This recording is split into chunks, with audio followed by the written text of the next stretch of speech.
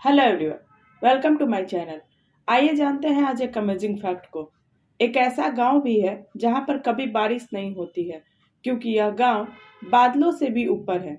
जब बारिश होती है तो इनके ऊपर नहीं बल्कि इनके नीचे बारिश होगी।